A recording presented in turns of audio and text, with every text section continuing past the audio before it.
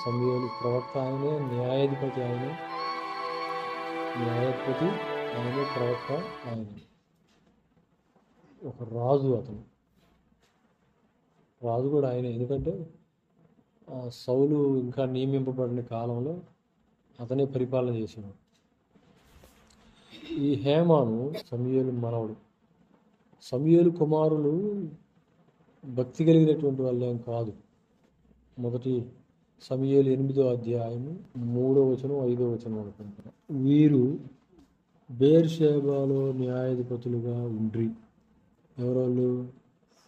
సమూయేలు కుమారులు. సమూయేలు ఏం పేరు? 2వ వచనంలో ఉంటుంది. పెద్ద కుమారుడి పేరు యోవేలు, రెండవ వారి పేరు అబియా. ఆ సమూయేలు లాంటి భయభక్తులు కలిగిన వాళ్ళు కాదు వీళ్ళు. ఏది? 5వ వచనంలో ఉంటుంది చూడు. చిత్తగించుము, నీవు వృద్ధుడవు, నీ కుమారులు నీ ప్రవర్తన వంటి వారు, నీ కుమారులు నీ ప్రవర్తన వంటి వారు కాదు. అధ్యాయం మొదటి దినవృత్తాంతాలు 6వ అధ్యాయము, మొదటి దినవృత్తాంతాలు 6వ అధ్యాయము 33వ వచనం. యోవేలు ఎన్నో కుమారుడు? ఫస్ట్ కుమారుడు. ఈ యోవేలు కుమారుడు ఈ హేమాన్ ఒక గొప్ప సంగీతకారుడైనది. ఇతను ఆ దినాల్లో ఒక ప్రఖ్యాతి కలిగిన వాడుగా ఉన్నాడు. వీళ్ళందరూ గాయకులు కాబట్టి అప్పటికి దేవుని మందిరం ఏర్పాటు కాల, దేవుని మందిరం నిర్మించబల్ల. సొలొమోను కాలంలో కట్టబడింది దేవుని మందిరం. సొలొమోను కాలంలో దేవుని మందిరం కట్టబడింది. సొలొమోను దావీదు నియమించినటువంటి సంగీత సేవ, దావీదు నియమించిన సంగీత సేవ కానీ, లేకపోతే అర్పణలతో కూడినటువంటి క్రమమైనటువంటి అర్పణలు అర్పించడం కూడా, దేవాలయం దగ్గరికి వెళ్ళి బలులు, ఉదయం సాయంకాలం నైవేద్యం కానీ, రొట్టెలు కానీ, ఇవన్నీ చేయటం ఒక్కొక్కరికి డ్యూటీ అయిపోయినప్పుడు ఆ డ్యూటీస్ ప్రకారంగా సొలొమోను వేశారు డ్యూటీ. అది ఆ డ్యూటీస్ ప్రకారంగా వాళ్ళు చేశారు. హేమాన్ అప్పటికి దేవుని మందిరం కట్టపల్లా, అప్పటికి దేవుని మందిరం కట్టపల్లా. కానీ దేవుని మందిరం కట్టబడక మునుపు దావీదు వీళ్ళందరినీ ఒక సేనగా నియమించాడు. అంటే పాటలు పాడటానికి వాళ్ళు కొంత భత్యం ఇస్తా ఒక సేనగా నియమించాడు. అయితే సొలొమోను కాలంలోకి వచ్చిన తర్వాత వాళ్ళకి మందిరంలో పాటలు పాడేటువంటి ఆధిక్యతను ఇచ్చాడు. మందిరంలో పాటలు పాడే ఆధిక్యతను ఇచ్చాడు. అయితే ఇక్కడ ఈ సొలొమోను దేవుని మందిరం కట్టేంత వరకు, సొలొమోను దేవుని మందిరం కట్టేంత వరకు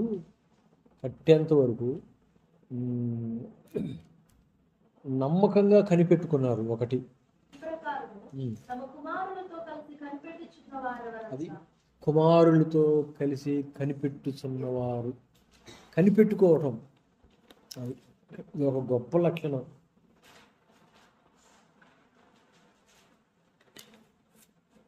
ఒక విశ్వాసికి ఉండాల్సినటువంటి లక్షణం కనిపెట్టుకొని ఉండాలి. ఎలా ఉండాలి? కనిపెట్టుకొని ఉండాలి. కనిపెట్టుకొని ఉండటం చాలా కష్టంగా ఉంటుంది మనకు, అందుకనే కనిపెట్టుకోలేము. ఈ కీడంతా కూడా దేవుని వలన కలిగింది. నేను ఎందుకు కనిపెట్టుకోవాలి అని దేవుని మీద రివర్స్ అయ్యింది అతను. నాకు ఎటు చూసినా కీడు వస్తుంది, ఎటు చూసినా అవమానం వస్తుంది, ఎటు చూసినా బాధలు వస్తున్నాయి, ఇక నేను ఎందుకు దేవుని కోసం కనిపెట్టుకోవాలి? యోబు గ్రంథము, యోబుకున్నట్టు విశ్వాసం చూడండి. ఆయన నన్ను చంపినా సరే 13-15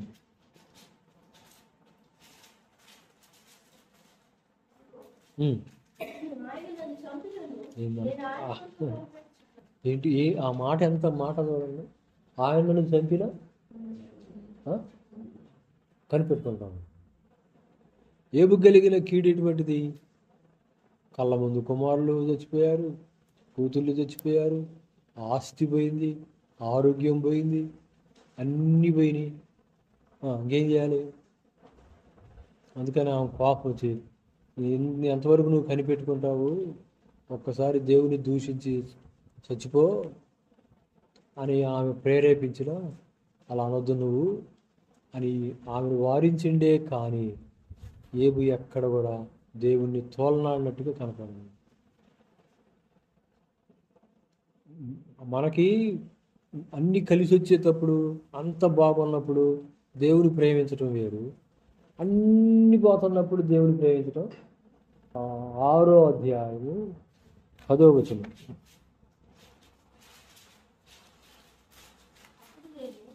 పరిశుద్ధ దేవుని మాటలను ఒప్పుకొనకుండా లేదని మీరు ఆదరణ పొందుదు. పరిశుద్ధ దేవుని మాటలను ఒప్పుకొనకుండా లేదని నేను ఆదరణ పొందుదు. మరియు నేను ఎంత వేదన పడుచుండినను సంతోషిస్తా. సహనం కలిగి ఉండటం అనేది పాపం అంటారు. అది దైవ చిత్తంలో నుండి తొలగిపోవటం అంటారు. దేవుడి ఉద్దేశము అది ఎలాగుందోలే అని మనం అనుకోము. మన ఉద్దేశం నెరవేరక ఎక్కడ లేని కోపం వస్తుంది. అప్పుడు మనం దేవుడి మీద తిరుగుబాటు చేసిన వాళ్ళం. అది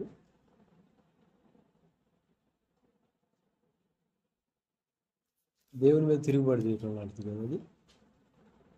అంటే నువ్వు అనుకుంది కలగకపోతే, నువ్వు అనుకుంది నెరవేరకపోతే నీకు కోపం వస్తుందా? కోపం వస్తుందంటే దైవచిత్తానుసారంగా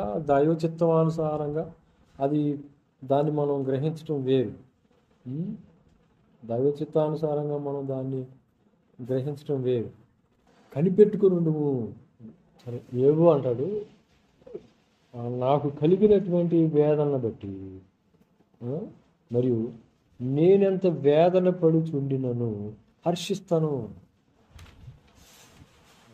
నేనంత వేదన పడుతున్నప్పటికీ నేను దాన్ని బట్టి హర్షిస్తాను. అది ఎలా పాసిబుల్ అయి చెప్పండి? 19వ అధ్యాయము 26వ వచనం, 25, 26.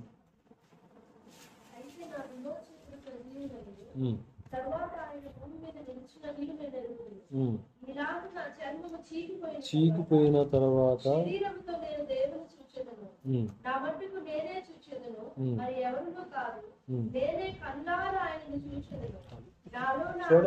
చూడండి 7వ వచనం 8వ వచనం చూడండి.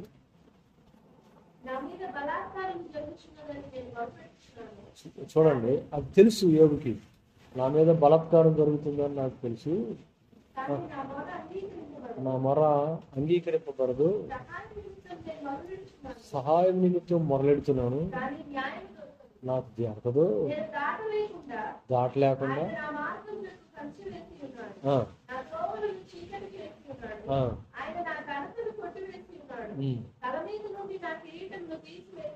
ఇంకా కనిపెట్టుకోవాలా? ఇన్ని జరిగితే కనిపెట్టుకోవాలా?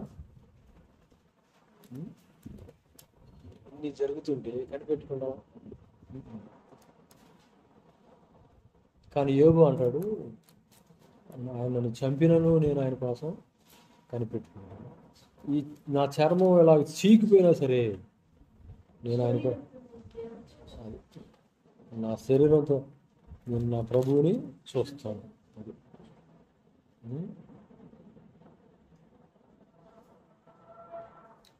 కనిపెట్టుకోవడం అనేది చాలా కష్టం. కనిపెట్టుకొని ఉండడం అనేది, అందుకనే కనిపెట్టుకొని ఉండలేక తొందరపడతాం. ఆ తొందరపాటే మన జీవితాలకు నష్టాన్ని కష్టాన్ని తీసుకొస్తుంది. కానీ దేవుని వాగ్దానాల కోసం, దేవుని కోసం, దేవుని మాటలు నెరవేర్పు కొరకు కనిపెట్టుకోవాలి. అందుకనే దావీదు అంటాడు, నేను సహనముతో యెహోవా కొరకు కనిపెట్టుకుందును అంటాడు.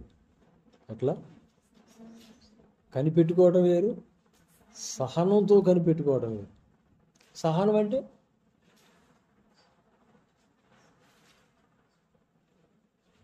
నేను ఎంతవరకు సహించాలి? How long? ఎంతవరకు?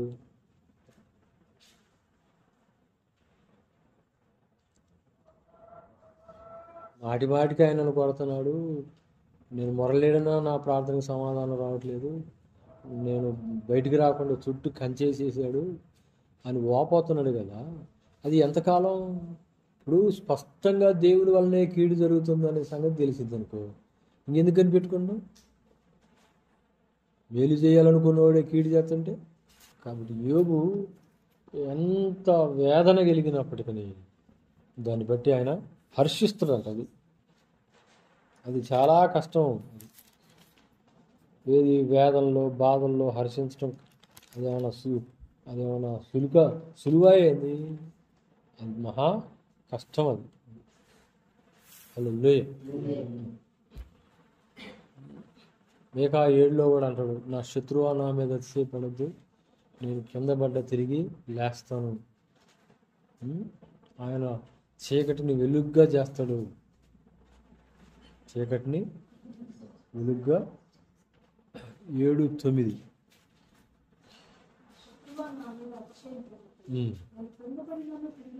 క్రింద పడినా తిరిగి లేస్తాను, అంధకారం ముందు కూర్చున్న యెహోవా నాకు వెలుగ్గా ఉంటాడు.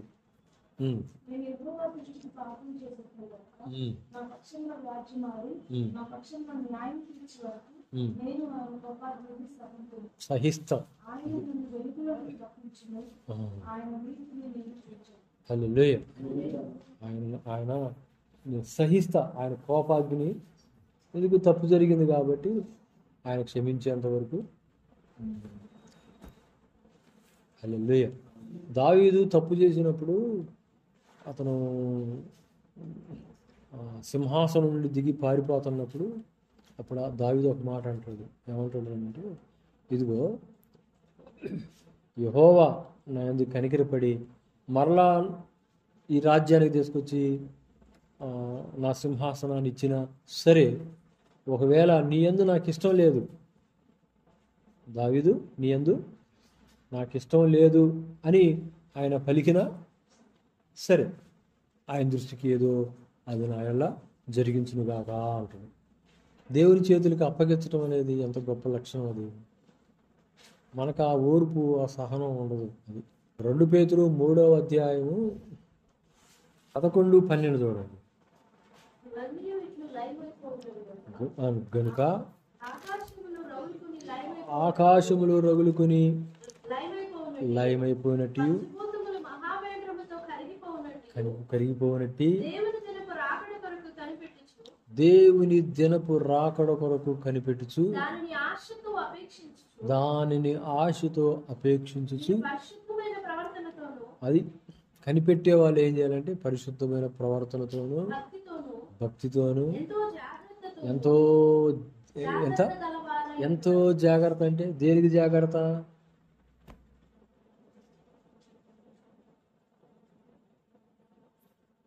దేనికి జాగ్రత్త?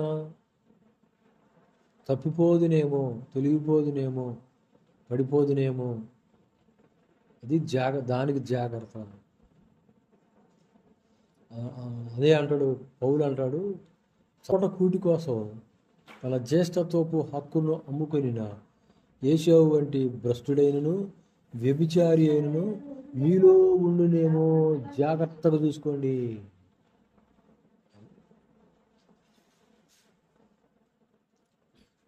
ఎట్లా అంట? ఒక్క పూట కూటి కోసం అసలు జ్యేష్ఠత్వపు హక్కుని అమ్మేసుకున్నాడు. కృప ఇవ్వబడింది ఏశావుకి, కానీ అమ్మేసుకున్నాడు. దేనికోసం అంటే ఒక్క పూట కూటి కోసం. ఒక్క పూట కూటి కోసం తను తినకపోయినా చచ్చిపోయినా ఆ స్వాతంత్రం ఎవరికి వచ్చేది? అతని పిల్లలకైనా వచ్చింది. కానీ అతను చూడండి, తన స్వార్థం కోసం ఒక పూట తినకపోతే చచ్చిపోరు కదా. అంటే జ్యేష్ఠత్వపు హక్కుని కూడా తృణీకరించడం. అదే జాగ్రత్తగా ఉండాలి అనేదానికి అది బహు జాగ్రత్తగా ఉండాలంట. ఈ కడవర దినాల్లో జాగ్రత్తగా ఉండటం ఉం? విశ్వాసి ఎంత జాగ్రత్తగా ఉండాలి, మెలకువతో జాగ్రత్తగా ఉండాలి. 2 పేతురు 1వ అధ్యాయంలో ఆయన అనేది అదే.